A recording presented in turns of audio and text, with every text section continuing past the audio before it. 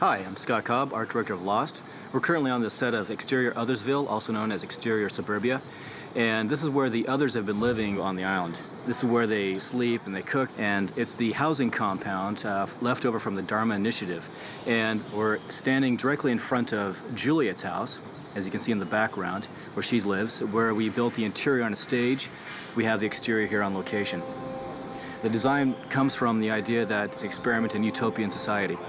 And part of the feel of this is to create a very mundane, suburban, could be anywhere type of location. Morning, Juliet. We're going to have a very sort of monotone, uniform look about the design.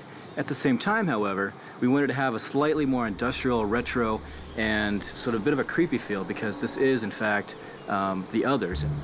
You can see in different places we have like a hammock, we have flowers and pots and so on, things that make it look lived in. However, there are these very industrial-looking lights as well as surveillance cameras, and that ties in more about the manipulation of the people that live here by Ben. There is something a bit different about Ben's house. If you step back a little bit and look up, you can see that Ben's house is a little bit bigger. And although we haven't established that so much as an interior, but it does show that Ben lives maybe a little more comfortably than the other people do on the island in Othersville. This place originally actually is a YWCA camp called Camp Erdman. And when we first got here, all the houses were a different color. There wasn't any grass. The grass was actually dead. No gardens and so on. And we spent quite a bit of time refurbishing the places to give it that feel that we were looking for.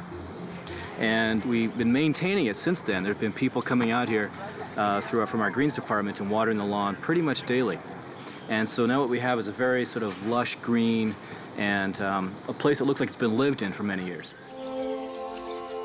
Besides the gardens and so on, all the miscellaneous set dressing, we've added little lights along the pathway, adding the porches, adding all the decks.